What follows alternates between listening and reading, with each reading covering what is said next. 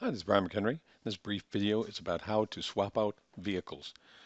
In McHenry software, one of the things we like doing is reusability, that you have a project and that if you have another accident that's similar to that prior project or one of our demos, you can simply clone that project and create a new one, and then you just go ahead and swap out the vehicles.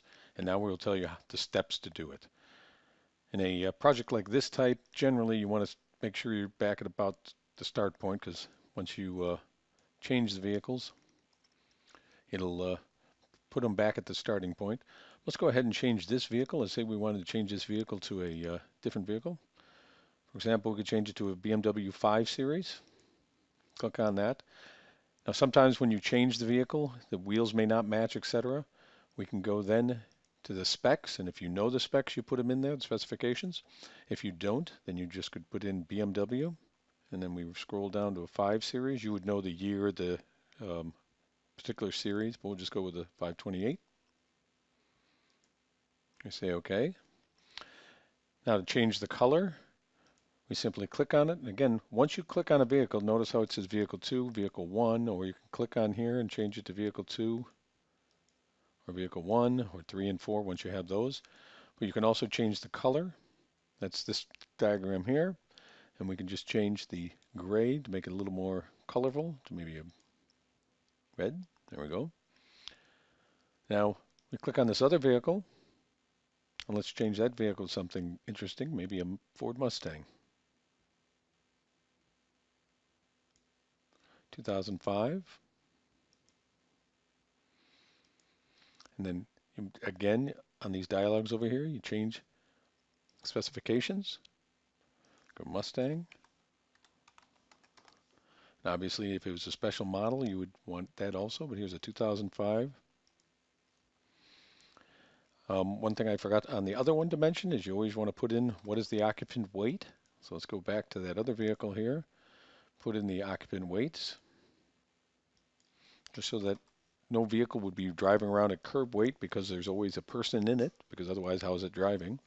So now we have these two vehicles, and now you'll notice it's probably going to be a little bit different, but then you simply can change the simulation, rerun it with these separate vehicles.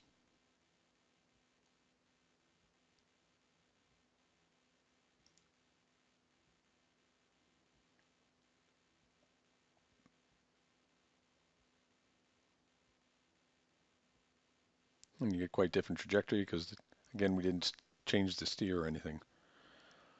Now, another thing to mention that you can change about vehicles is what color you want for the tire tracks. If you simply click on the vehicle, again, these dialogues over here to the right, right now it has it at green. We could make it yellow or gray or whatever.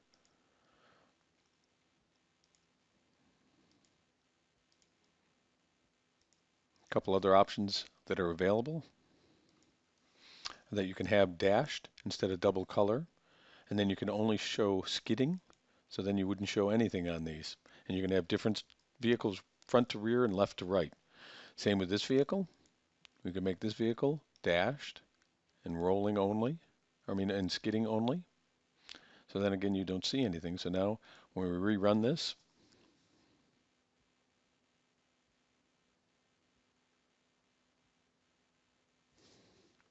again, there's a fixed camera. Could have changed. I don't know if we had another camera following here. We could add one. And we go back to the beginning.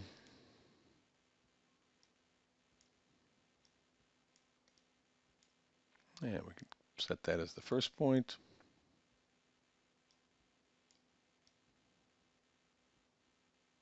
That is the second point.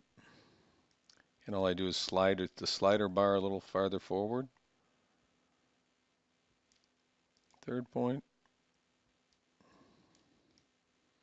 See, this vehicle ran off the road, so we'll get a little larger here.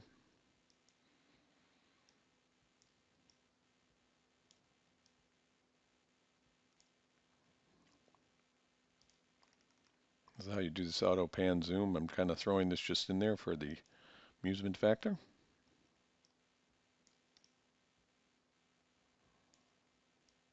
We'll zoom in on him for the remainder. Make sure he stays in screen. So now then we play it.